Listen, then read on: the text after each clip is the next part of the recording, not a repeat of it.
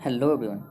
कैसे हैं आप सभी? आशा करता हूँ आप सभी अच्छे होंगे। दोस्तों, आज हम बात करेंगे एसएससी जीडी के बारे में। एसएससी जीडी जो वैकेंसी आई हुई है 25,000 प्लस, उसके बारे में हम बात करेंगे। और वहीं बात करेंगे जितने भी क्वेश्चन एसएससी जीडी में पूछे जाते हैं सारे के सारे सीबीटी बेस्ड पैटर्न पर आधारित हैं। और वहीं बात करें इसमें जो है 50 क्वेश्चन का टेस्ट सीरीज चलाया जा रहा है, जो एग्जाम के दृष्टिकोण से बहुत ही महत्वपूर्ण है। और एसएससी जीडी ही नहीं बल्कि इसमें जो आपको बिहार दरोगा यानी कि बिहार दरोगा पीटी एंड मेंस के लिए बहुत ही हेल्पफुल साबित हो सकते हैं। यानी कि बात कर सकते हैं इसमें जो हिंदी है टोटल सारे के सारे प्रीवियस ईयर में पूछे गए, यानी कि बिहार दरोगा मेन में जो पूछे जाते हैं और एसएससी जीडी बिहार पुलिस आदि में आपको बहुत ही हेल्पफुल साबित हो सकते हैं। इतना ही नहीं बल्कि इसमें आपको रेलवे और बीएसएससी बीपीएससी आदि में भी काम आ सकते हैं। और बात करते हैं इतना ही नहीं, इसमें और भी आपको जितने भी एग्ज़ाम होते हैं सारे सामान्य अध्ययन से संबंधित जितने भी क्वेश्चन पूछे जाते हैं सारे के सारे इसमें आपको काम आ सकते हैं। और हाल ही में ईएसआई का मेन होने वाला है, उसमें भी आपको बहुत ही हेल्पफुल साबित हो सकते हैं। और यह जो है सारे के सारे एग्ज़ाम के पैटर्न पर आधारित है। चलिए दोस्तों, इसी के साथ टेस्ट को स्टार्ट करते हैं। आज का पहला क्वेश्चन है, एलोरा की गुफा में सबसे अधिक गुफा किस धर्म की है? एलोरा की गुफा में सबसे अधिक गुफा किस धर्म की है? तो बात करते हैं हिंदू धर्म की है। अगर वहीं पूछे आपको एलोरा की गुफा कहाँ पर स्थित है, तो एलोरा की गुफा की बात करते हैं महाराष्ट्र में स्थित है। और इसमें कुल कितनी गुफा है, तो एलोरा में बात करते हैं तो कुल 33 गुफा है, 34 गुफा है। अगर वहीं अजंता की बात करें तो उसमें 29 गुफा है। अगर वहीं पूछे तो हिंदू धर्म में कितने गुफा है, हिंदू धर्म से संबंधित कितने गुफा है, तो हिंदू धर्म से संबंधित गुफा की बात करते हैं कुल 17 है। और जैन बौद्ध धर्म की बात करते हैं कुल 12 है। और वहीं बात करें जैन धर्म से तो 5 गुफा है, यानी कि टोटल बात करें तो 34 हो जाता है। अब बात करते हैं नेक्स्ट क्वेश्चन की। अब बात करते हैं भारत में अब तक कुल कितने कार्यवाहक राष्ट्रपति रह चुके हैं? भारत में अब तक में कुल कितने कार्यवाहक राष्ट्रपति रह चुके हैं? तो बात करते हैं इसमें कुल 3 राष्ट्रपति ऐसे हैं जो कार्यवाहक के रूप में पदभार संभाले चुके हैं। अब बात करते हैं कौन कौन से राष्ट्रपति हैं, तो ये है बीबी गिरी की बात करते हैं पहले। बी गिरी जो है पहले है। और दूसरे नंबर पे बात करते हैं बी डी जत्ती जो है यह भी कार्यभार संभाल चुके हैं। और वहीं बात करते हैं न्यायमूर्ति हिदायतुल्लाह की। हिदायतुल्लाह भी जो है न्यायमूर्ति हिदायतुल्लाह भी कार्यवाहक राष्ट्रपति के रूप में कार्य कर चुके हैं। तो याद रखिएगा पीबी गिरी और पीडी जत्ती, न्यायमूर्ति हिदायतुल्लाह। अब बात करते हैं नेक्स्ट क्वेश्चन की। पद्मश्री पुरस्कार पाने वाली पहली भारतीय अभिनेत्री कौन थी? तो पद्मश्री पुरस्कार पाने वाली पहली भारतीय अभिनेत्री की बात करते हैं नरगिस दत्त पहली भारतीय अभिनेत्री थी। आइए इसके बारे में थोड़ा विस्तार से जानते हैं। वहीं बात करते हैं वे राज्यसभा के लिए भी, यानी कि बात करते हैं तो वह राज्यसभा के लिए भी नामित होने वाली प्रथम अभिनेत्री है। और वहीं बात करते हैं पद्मश्री पुरस्कार पाने वाली पहली अभिनेत्री है। नरगिस दत्त का असली नाम की बात करते हैं फातिमा रशीद था। और नरगिस दत्त की वहीं बात करते हैं मदर इंडिया फिल्म के लिए इनको एकेडमी अवार्ड के लिए भी नामांकित किया गया था। अब बात करते हैं नेक्स्ट क्वेश्चन की। बोरीवली राष्ट्रीय उद्यान कहाँ स्थित है? बोरीवली राष्ट्रीय उद्यान की बात करते हैं तो यह महाराष्ट्र राज्य में स्थित है। और बोरीवली को की दूसरे ही नाम की हम बात करते हैं, इसे संजय गांधी नेशनल पार्क के नाम से भी जाना जाता है। और इसकी बात करते हैं यह बोरीवली उप महानगर में स्थित है। यह नेशनल पार्क की बात करते हैं तो बोरीवली नेशनल पार्क जो है बोरीवली उपनगर में स्थित है, उप महानगर में स्थित है। और इसको जो है 1974 में जो है नामांकित किया गया था, यानी कि 1974 में इसे स्थापित करने की संभावना जताया गया था, यानी कि स्थापित किया गया था। अब वही बात करते हैं नेक्स्ट क्वेश्चन की। विद्यापति निम्न में से किस भाषा के लिए एक प्रसिद्ध कवि और लेखक थे? तो विद्यापति की बात करते हैं तो यह मैथिली भाषा के एक प्रसिद्ध कवि और लेखक थे। अब बात करते हैं नेक्स्ट क्वेश्चन की। त्यागराज को निम्नलिखित में से किस क्षेत्र में उनके योगदान के लिए जाना जाता है? त्यागराज को निम्नलिखित में से किस क्षेत्र में उनके योगदान के लिए जाना जाता है? तो संगीत क्षेत्र में योगदान के लिए जाना जाता है। अब बात करते हैं नेक्स्ट क्वेश्चन की। वेदांत थंगल अभ्यारण्य कहाँ स्थित है? वेदांत थंगल अभ्यारण्य कहाँ स्थित है? तो बात करते हैं तमिलनाडु राज्य में स्थित है। अब बात करते हैं नेक्स्ट क्वेश्चन की। रॉबर्ट गालब्रोथ को बेहतर तरीके से किस नाम से जानते हैं? रॉबर्ट गालब्रोथ को बेहतर तरीके से अन्य और किस नाम से जाना जाता है? तो जेके रोलिंग के नाम से जाना जाता है। अब बात करते हैं नेक्स्ट क्वेश्चन। चिपको आंदोलन से जुड़े निम्नलिखित कार्यकर्ता में से कौन रेमन मैग्सेसे पुरस्कार विजेता है? तो कौन एक रेमन मैग्सेसे पुरस्कार विजेता है? इनमें से बात करते हैं तो गौरी देवी, ये भी चिपको आंदोलन से संबंधित है। सुंदरलाल बहुगुण, ये भी चिपको आंदोलन से संबंधित है। सुंदरलाल बहुगुणा की बात करते हैं तो ये चिपको आंदोलन के प्रणेता कहलाते हैं, यानी कि चिपको आंदोलन को शुरुआत करने का श्रेय सुंदरलाल बहुगुणा को जाता है। तो याद रखिएगा, बहुत ही मोस्ट इंपॉर्टेंट हो जाते हैं। और ये उत्तराखंड से शुरुआत किया गया था। और वहीं बात करते हैं अमृता देवी या चंडी प्रसाद भट्ट, ये सभी के सभी चिपको आंदोलन से जुड़े हुए हैं। बाकी जो है रेमन मैग्सेसे पुरस्कार जो मिला था चंडी प्रसाद भट्ट को, रेमन मैग्सेसे पुरस्कार से सम्मानित किया गया था। अब बात करते हैं वहीं नेक्स्ट क्वेश्चन की। एस चंद्रशेखर का नाम किस क्षेत्र से जुड़ा है? एस चंद्रशेखर का नाम की बात करते हैं ब्रह्मांड से जुड़ा हुआ है। अब बात करते हैं नेक्स्ट क्वेश्चन की। व्यास सम्मान पाने वाली प्रथम महिला कौन थी? व्यास सम्मान पाने वाली प्रथम महिला कौन थी? तो चित्रा मुग्गल व्यास सम्मान पाने वाली प्रथम महिला थी। आइए इसके बारे में थोड़ा विस्तार से जानते हैं। बात करते हैं चित्रा मुग्गल को। उनके उपन्यास आमा के लिए 2003 में प्रतिष्ठित व्यास सम्मान पुरस्कार प्राप्त हुआ। वह व्यास सम्मान पाने वाली पहली भारतीय महिला बनी। व्यास सम्मान भारतीय साहित्य के लिए दिया जाने वाला ज्ञानपीठ पुरस्कार के बाद दूसरा सबसे बड़ा साहित्य सम्मान, यानी कि ज्ञानपीठ पुरस्कार के बाद दूसरा सबसे बड़ा साहित्य सम्मान है कौन? तो आप जान सकते हैं व्यास सम्मान। तो याद रखिएगा, कई बार एग्जाम में यह पूछे गए हैं। और वहीं बात करते हैं इस पुरस्कार की शुरुआत, यानी व्यास सम्मान पुरस्कार की शुरुआत 1991 में किया गया था। किसके द्वारा किया गया था?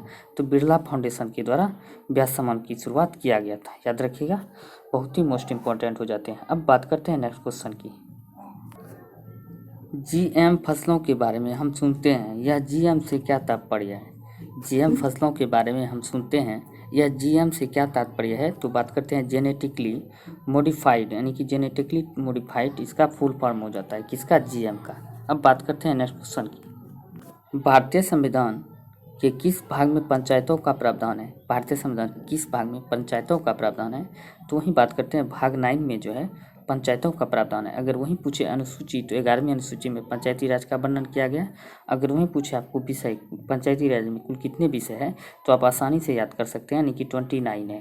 29 इन दोनों को अगर जोड़ देते हैं तो यह अनुसूची 11 निकल जाता है। 9, 2, 11 यानी कि 11वीं अनुसूची 29 विषय है। तो याद रखिएगा, बहुत आसानी से आपको याद हो जाएंगे। अब वहीं बात करते हैं और भी अनुसूची की, यानी कि भाग की।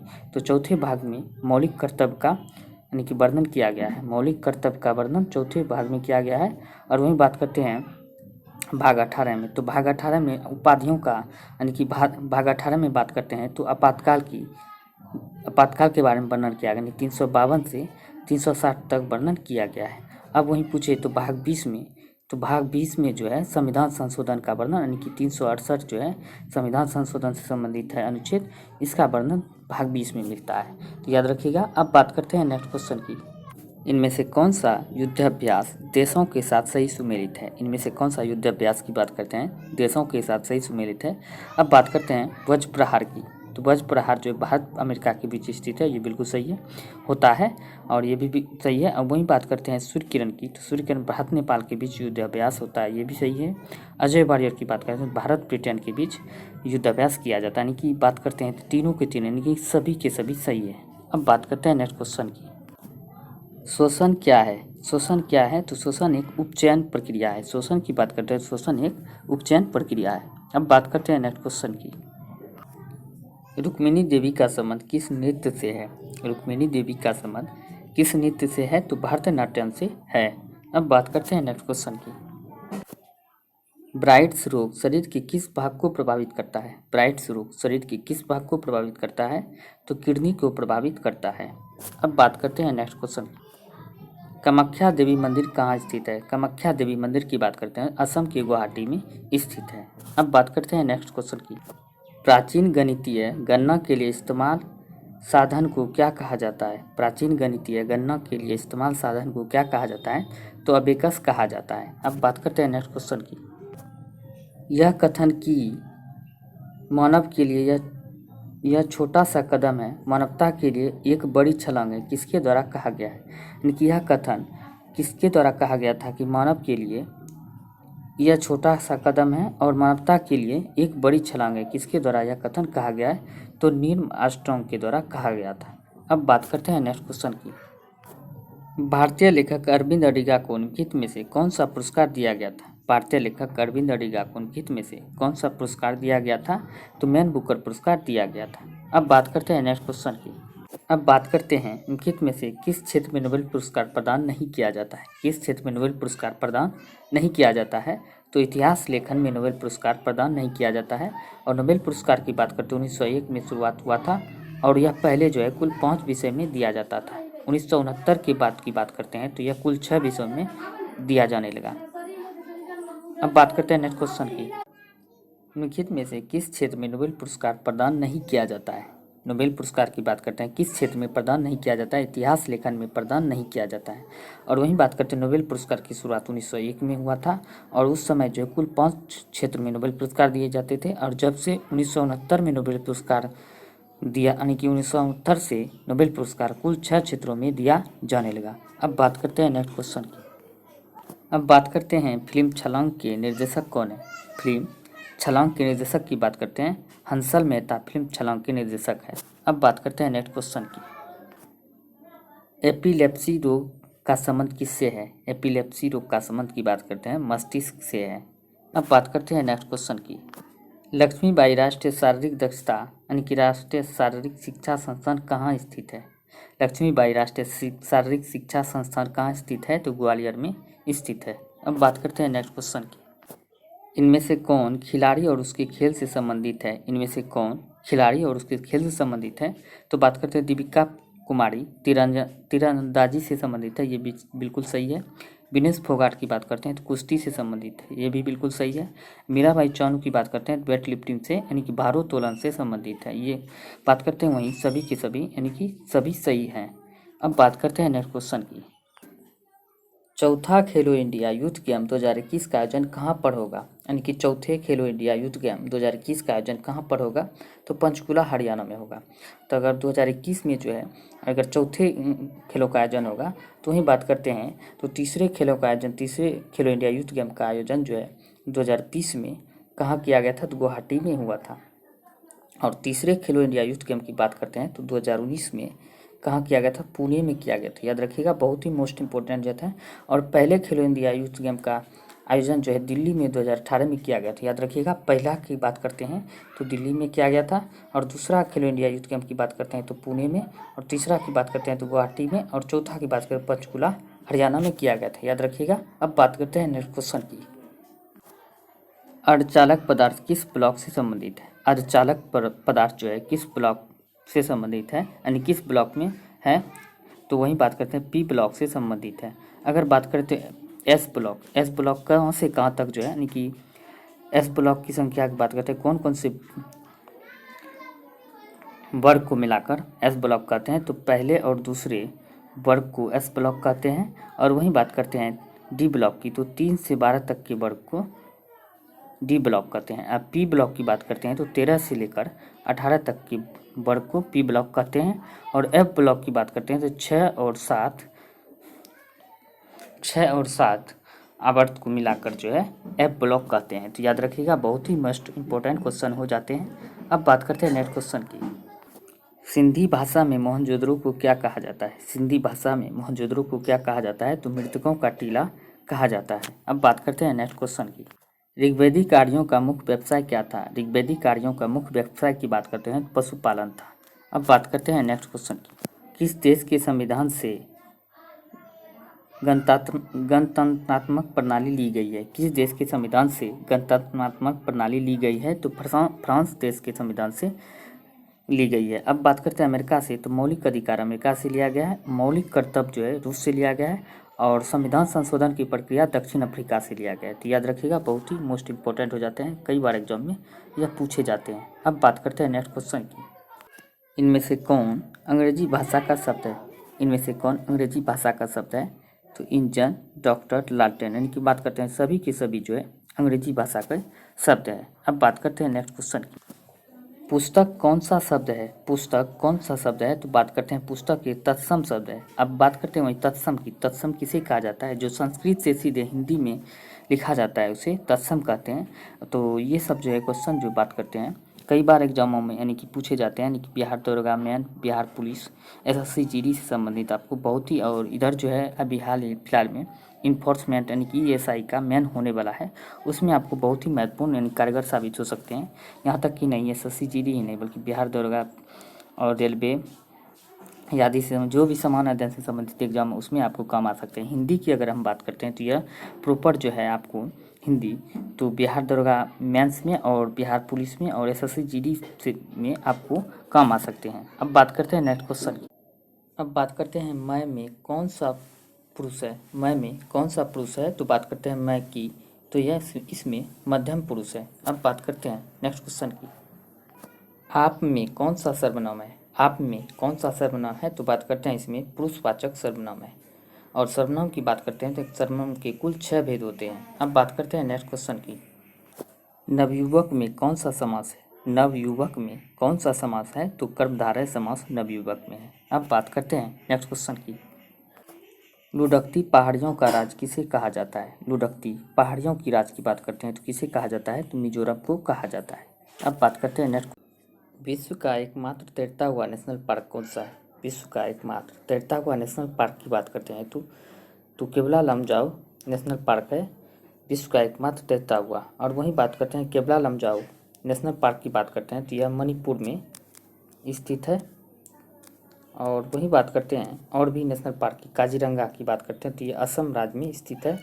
और वहीं बात करते हैं कूनो नेशनल पार्क की तो ये मध्य प्रदेश में स्थित है। और वहीं बात करते हैं कूनो नेशनल पार्क में हाल ही में अफ्रीकी चीते को लाया गया था। याद रखिएगा ये क्वेश्चन आपको पूछ सकते हैं किस नेशनल पार्क में अफ्रीकी चीते को हाल ही में लाया गया है तो इसमें कूनो नेशनल पार्क मध्य प्रदेश में लाया गया है। अगर वहीं पूछे तो वाल्मीकि नेशनल पार्क कहाँ स्थित है। वाल्मीकि नेशनल पार्क की बात करते हैं तो बिहार में स्थित है। अब बात करते हैं नेक्स्ट क्वेश्चन की। अब बात करते हैं इनमें से कौन सा सही है। इनमें से किसका मिलान सही है। बात करते हैं ओडीएस यानी कि ओडीएस की फुल फॉर्म की बात करते हैं ऑपरेशनल डाटा स्टोर, ये बिल्कुल सही है। और वहीं बात करते हैं आईबीएम का फुल फॉर्म की बात करते हैं तो इंटरनेशनल बिजनेस मशीन, ये भी सही है। और वहीं बात करते हैं सीपीआई का कंज्यूमर प्राइस इंडेक्स, इसका फुल फॉर्म हो जाता है। यानी कि बात करते हैं कि सभी के सभी बिल्कुल सही है। अब बात करते हैं नेक्स्ट क्वेश्चन की। अब बात करते हैं अकबर का मकबरा कहाँ स्थित है। अकबर की मकबरा की बात करते हैं तो सिकंदरा में स्थित है। अब बात करते हैं नेक्स्ट क्वेश्चन की। अब बात करते हैं NH4 सड़क किन दो शहरों को जोड़ता है। NH4 किन दो शहरों को जोड़ता है तो बात करते हैं मुंबई से चेन्नई को NH4 जोड़ता है। अगर वहीं बात करते हैं और भी सड़क मार्गों की तो दिल्ली की बात करते हैं तो NH2 जो है दिल्ली से कोलकाता को जोड़ता है। और वहीं बात करते हैं अगर आगरा की तो आगरा की बात करते हैं तो NH3 जो है आगरा से मुंबई को जोड़ता है। याद रखिएगा बहुत ही मोस्ट इंपोर्टेंट है। अब बात करते हैं नेक्स्ट क्वेश्चन की। इनमें से कौन से दिवस सही सुमेलित है। इनमें से कौन से दिवस की बात करते हैं सही सुमेलित है। 22 मई को जैव विविधता दिवस मनाया जाता है, ये बिल्कुल सही है। 22 मार्च को बिहार दिवस मनाया जाता है और 22 मार्च को ही जल दिवस के रूप में भी मनाया जाता है, ये भी सही है। और 22 अप्रैल को पृथ्वी दिवस मनाया जाता है। याद रखिएगा 22 मार्च को जो है जल दिवस भी मनाया जाता है, ये भी बहुत इंपॉर्टेंट क्वेश्चन है। याद रखिएगा कई बार एग्जाम में पूछे गए। अब बात करते हैं नेक्स्ट क्वेश्चन की। प्यार का पौधा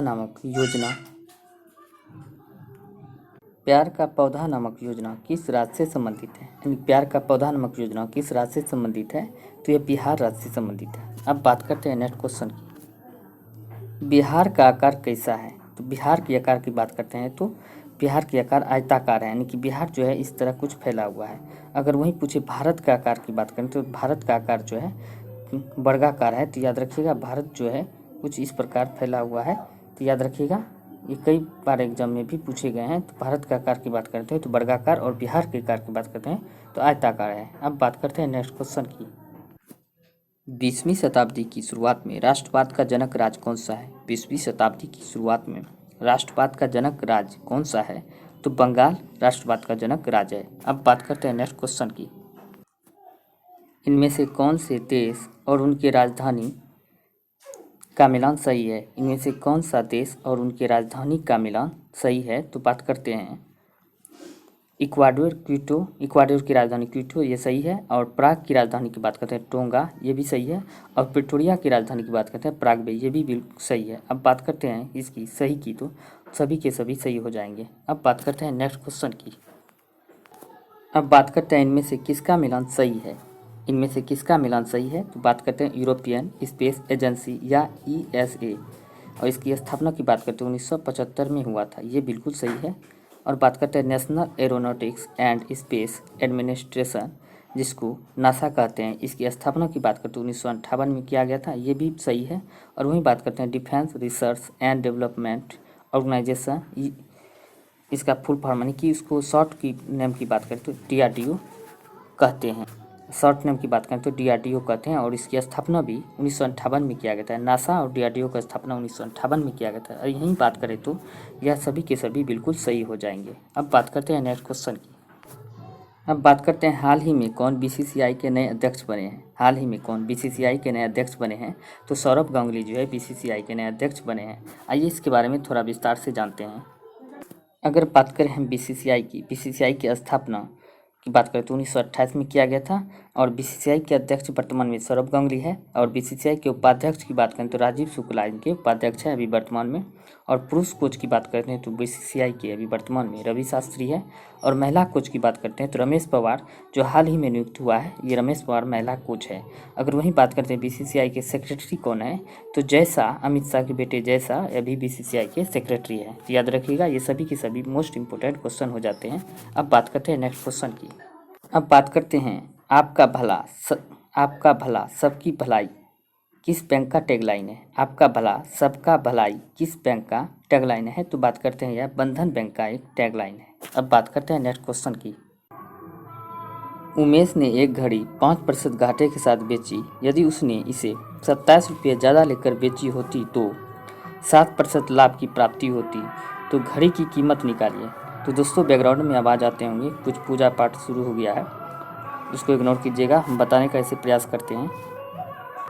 अब बात करते हैं वहीं अगर 7% लाभ पर बेची होती है, तो 7% लाभ होता है, तो 7% में हम 5% का घाटा होता है, तो 5% 95% जो है कर देंगे इस तरह। और बराबर में जो है यानी 27 रुपये ज़्यादा में बेची होती, तो इसको हम क्या करेंगे, इसको घटा देंगे तो हो जाएगा कितना, तो 12 हो जाएगा। बात करते हैं इसमें घटाने के बाद है, इसमें 12% की प्राप्ति हो जाएगी।